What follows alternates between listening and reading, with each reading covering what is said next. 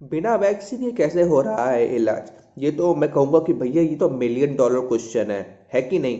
ठीक है, इसके बारे में हम लोग जरूर बात करेंगे। मैं अच्छे से आपको समझाऊंगा कि हमारे देश में बिना वैक्सीन ये कैसे हो रहा है इलाज। इसके अलावा वैक्सीन का नाम क्या है जो हमारे देश में अभी आ रही है बहुत ही जल्दी, इसका ट्रायल स्टार्ट हो रहा है, उसकी वैक्सीन के बारे में थोड़ा बहुत हमें पता तो होना चाहिए ना, तो वो कब से लगने वाली है। तो इन सब चीज़ों के बारे में हम लोग डिटेल में बात करेंगे। ठीक है, तो मेक श्योर कि आप ये वीडियो पूरा एंड तक देखो, ताकि आप बीमारी अगर आप झेल रहे हो, अगर नहीं भी झेल रहे हो, तो भी आपको चीज़ों के बारे में अच्छे से पता होना चाहिए, है कि नहीं? किसी भी बीमारी को समझने से पहले उसके जो लक्षण है उसको समझना हमें बहुत ज़रूरी है कि नहीं? तो पहले हम सिम्टम्स की बात करेंगे, इनके जो लक्षण है, जो हमें कोरोना के जो हम देखते सुनते हुए आ रहे हैं उसके बारे में बात करेंगे। फिर इसके इलाज कैसे हो रहा था और अभी भी हो रहा है, इसके अलावा जो वैक्सीन है उसके बारे में भी हम लोग बात करेंगे। देखिए सिम्टम्स क्या होते हैं, जैसे कि नॉर्मल से सर्दी लगना, जुकाम, खांसी, अब गला बैठना, इसके अलावा आपके बॉडी में रैशेज होना, इसके अलावा आपको कोल्ड होना, कोल्ड आपको लगता है कि होता है, आपको कोल्ड हो रहा हो, उसके सिम्टम्स आपको दिख रहे हो तो वो भी होते हैं। इसके अलावा पूरा बॉडी एकदम शरीर टूटना, डायरिया होना, इसके अलावा फंगल इंफेक्शंस भी इसमें कंसिडर किए जाते हैं कि वो भी एज ए सिम्टम हम उसे मानते हैं। इसके अलावा सांस लेने में तकलीफ, छाती में दर्द, कंजक्टिवाइटिस और इवन फंगल इन्फेक्शंस भी कंसिडर किए जाते हैं। रैशेज वगैरह भी, जैसे मैंने आपको बताया, ये भी सिम्टम्स में आते हैं। ठीक है, तो हम लोग इसके बारे में भी बात कर रहे हैं। तो सबसे पहली चीज़ क्या करते हैं वो लोग, स्टार्टिंग में अगर सपोज आपको ये सिम्टम्स हो रहे हैं और आपको लग रहा है कि आपको कोरोना है, तो वो लोग पहली चीज़ वो लोग ये करते हैं, डॉक्टर्स हमारे वो पहले रिकमेंड करते हैं कि पहले आप अपने आप को आइसोलेट कर दो।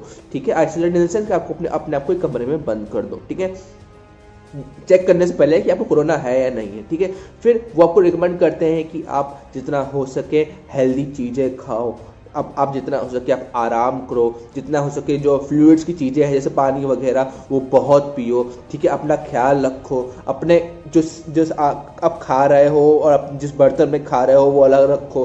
ठीक है, अलग रूम में रहो। ठीक है, और जितना हो सके चीज़ों को कम शेयर करो। तो वो पहले डॉक्टर से ये चीज़ रिकमेंड करते हैं। ठीक है, इसके अलावा वो बोलते हैं कि भैया हम पहले 14 डेज में देख लेते हैं कि आपको लग रहा है कि आपको कोरोना है, तो वो इस तरीके से पहले आपको रिकमेंड करते हैं। ठीक है, और सपोज कि अगर आपको लगता है कि फिर वो जो चीज़ रिकमेंड करते हैं कि वो फिर बोलते हैं कि अगर आपको कोरोना है या नहीं है, फिर उसके लिए वो लोग आपका टेस्ट करते हैं। और सपोज कि आपको कोरोना हो जाता है तो फिर वो लोग आपको जो नॉर्मल जो कोल्ड के लिए जो दवाइयाँ देते हैं वो आपको स्टार्टिंग में वो लोग प्रोवाइड करते हैं। जैसे तो अब सवाल ये पैदा होता है कि भैया दवाई कौन कौन सी दी उनको। जैसे नॉर्मली हमारे कोल्ड में होता है तो उनको नॉर्मल जो स्टार्टिंग के फेज में जो चीज़ प्रोवाइड की गई वो की गई नॉर्मल मेडिसिन, यानी कि ब्रूफिन हो गया, अगर आप बहुत ज़्यादा पेन किलर्स वाली जो दवाई हो गई वो हो गई, इसके अलावा पैरासिटामोल हो गया। इन सब चीज़ों को मिला के उन्होंने ये एनालाइज किया कि जो स्टार्टिंग में जो ज़्यादा सीरियस नहीं है उनको उन्होंने ये नॉर्मल दवाइयाँ जो सर्दी जुकाम में जो लेते हैं वो प्रोवाइड की गई, चाहे वो कोई भी एस्पिरिन्स हो। ओके, फिर ये हो गए हमारे मोस्ट ऑफ द पब्लिक। फिर उसके बाद आते हैं बची हुई पब्लिक जो कि हमारे 15% पब्लिक को क्या किया, उनने सप्लीमेंट ऑक्सीजन प्रोवाइड किया। सप्लीमेंट ऑक्सीजन के अलावा उन्होंने जो बची हुई जो 5% पब्लिक बहुत ही ज़्यादा सीरियस है उनको ये प्रोवाइड किया गया मैकेनिकल वेंटिलेशन की टेक्निक। अब सवाल ये पैदा होता है ऐसा क्यों?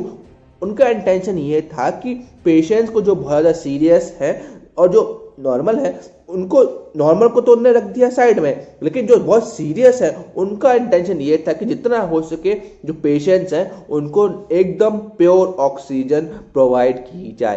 तो जो लोग वेंटिलेशन में हैं, जो लोग ट्रीटमेंट में हैं, जिनको सप्लीमेंट में ऑक्सीजन मिल रही है, उनके लिए जो NIH है उन्होंने एक दवाइयाँ स्पेसिफिकली प्रोवाइड की जो कि उन्होंने प्रोवाइड की एज ए रेमडेसिविर। ठीक है, उसके अलावा जो दूसरी जो उन्होंने दवाई प्रोवाइड की वो थी डेक्सामेथासोन। अभी क्या है कि उनका ये जो था इट विल बी लाइक ऐसे कंफ्यूज, मतलब कि डम्बलडोल था। डम्बलडोल क्यों बोल रहा हूँ मैं?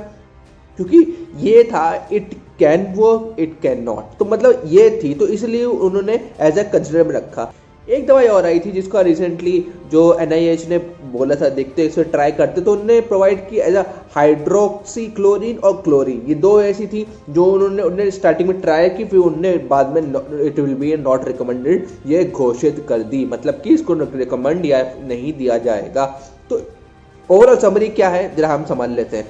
अगर आपको बीमारी है कोरोना की, तो पहले आपको बोला जाएगा कि आप आराम करो, मतलब घर पे रह के ऑब्वियसली आइसोलेटेड करो अपने आप को, आराम करो जितना हो सके, अच्छा खाना खाओ, अपने फ्लूइड्स जो है, अपनी जो लिक्विड जो डाइट है वो अच्छे से लो, ठीक है, और जितना हो सके चीज़ों से बच के चलो। अगर आपको बहुत सीरियस अगर कंडीशन में आप गए तो उनने प्रोवाइड की क्या, सप्लीमेंट ऑक्सीजन। अगर आप उससे ज़्यादा सीरियस कंडीशन में गए तो उनने प्रोवाइड की एज अ वेंटिलेशन की टेक्निक, मतलब कि वो लोग वेंटिलेशन की मशीन आपके शरीर में लगा देते हैं, तो सबको प्रॉपरली जो नेचुरल ऑक्सीजन है, नॉट नेचुरल ऑक्सीजन बट जो ऑक्सीजन है, प्योर ऑक्सीजन, वो प्रोवाइड की जाए। साथ साथ में उन्होंने एज ए रेमडेसिविर और डेक्सामेथासोन को एक्स्ट्रा रिकमेंड किया, और बाद में उन्होंने उसको एज अ कंसिडर में लेके उस पर काम किया। साथ साथ में जो नॉर्मल जो कोल्ड की जब दवाई थी, जो इन पेशेंट्स को जो नॉर्मल थे और जो ज़्यादा सीरियस नहीं थे, उनको एज अ PCM, ब्रूफिन और नॉर्मल जो एस्पिरिन जो हर डॉक्टर में रिकमेंड करता है वो उनको प्रोवाइड किया। तो ये था टेक्निक जिसकी मदद से जो पेशेंट्स हैं उनका पहले इलाज होता था बिना वैक्सीन के। अब सवाल ये पैदा होता है कि भैया ये जो नई दो वैक्सीन आई हैं वो उन वैक्सीन का नाम क्या है। तो देखो दोस्तों, पहले जो वैक्सीन जो बनाई गई है वो है कोविशील्ड, ठीक है, इसके बारे में मैं बात कर रहा हूँ। ऑब्वियसली कोविशील्ड जो बनी है वो है नॉन रेप्लिकेटिंग वेक्टर वैक्सीन, ठीक है, जो कि हमारी बनाई है जो ऑर्गेनाइजेशन है ना, वो उसका नाम है एस्ट्राजेनेका, और जो कि with collaboration with university of Oxford. तो एट लास्ट जो डेवलप की गई वो किसने बनाई वो तो हमने समझ लिया, लेकिन आज की डेट में क्या डेवलप हो रही है, आज की डेट में ये डेवलप हो रही है पुणे SII यानी कि सीरम इंस्टीट्यूट ऑफ इंडिया, जो कि हमारा है पुणे में, ठीक है। तो ये वैक्सीन हो गई। अब इसका एडवांटेज थोड़ा समझ लेते हैं। एडवांटेज ये है कि भैया आपका इम्यूनिटी बूस्ट करेगा, थोड़ी सी आपको स्टार्टिंग में हेडेक सा फील होगा, लेकिन फिर एट लास्ट क्या करेगा, जो आपके शरीर से वो गर्मी के थ्रू और इम्यूनिटी बढ़ा के आपके शरीर से वो कोशिश करेगा जितना हो सके वो धीरे धीरे वैक्सीन खत्म कर दे। तो इसलिए ये वैक्सीन अब लगी तो मतलब आपका काम हो गया। दूसरी वैक्सीन कौन सी है वो भी जान लेते हैं। कोवैक्सीन, जो कि हमारी इनएक्टिवेटेड वैक्सीन, जो कि आज की डेट में जो बनती है कहाँ पर, भारत बायोटेक, जो कि हमारा हैदराबाद है, जिन्होंने कोलैबोरेट किया है और मतलब कि साथ में काम किया है नेशनल इंस्टीट्यूट ऑफ वायरोलॉजी के साथ। अब सवाल ये पैदा होता है कि भैया इस वैक्सीन का क्या इस्तेमाल है। ये वैक्सीन डायरेक्टली किल करती है हमारे शरीर के जो कोरोना के वायरस हैं उनको, ठीक है, और प्रोटीन बूस्ट करती है और इम्यूनिटी को एकदम चरम सीमा पे लाती है, मतलब इम्यूनिटी बढ़ाती है ऑब्वियसली, ठीक है। तो हमने ये जान लिया कि भैया पुराने टाइम पे कैसे इलाज होता था, अब वैक्सीन आ रही है उसका इलाज हो रहा है। अब ये जो वैक्सीन है बहुत जल्दी ही इसका जो परमानेंटली हमारे देश में सबको लगना शुरू हो जाएगा, ठीक है। प्रॉबेबली जो ऐसा मैंने न्यूज़ में सुना है, हमारे सोर्सेज में भी मैंने सुना है, तो वो बोल रहे हैं कि 13, 14 या 12 जनवरी से ये वैक्सीन हमारे जो लोग हैं सबको सप्लाई भी होने लगेगी और लोगों को सबको लगने भी लगेगी, जो कि बहुत अच्छी न्यूज़ है दोस्तों। एट लास्ट में क्या बोलूँगा आपसे कि भैया ये साल देखिए 2020 बहुत ज़्यादा चैलेंजेस भरा रहा है, ठीक है, और गाइस चैलेंजेस तो ज़िंदगी भर बने रहेंगे। तो उस चैलेंजेस को आप अपने जितना हो सके आप अच्छे से टैकल करो, मैं तो यही सजेस्ट करूँगा आपको, और उम्मीद बनाए रखो, ठीक है। इन्फॉर्मेशन देना मेरा फ़र्ज़ था, मैंने आपको बता दिया। बाकी आप लोग अगर आपको ये वीडियो अच्छा लगा हो तो मेक श्योर आप इस वीडियो को लाइक करो, और अगर आप नए हो तो चैनल सब्सक्राइब करो। मैं नए और अच्छे वीडियो बनाने की कोशिश करता हूँ।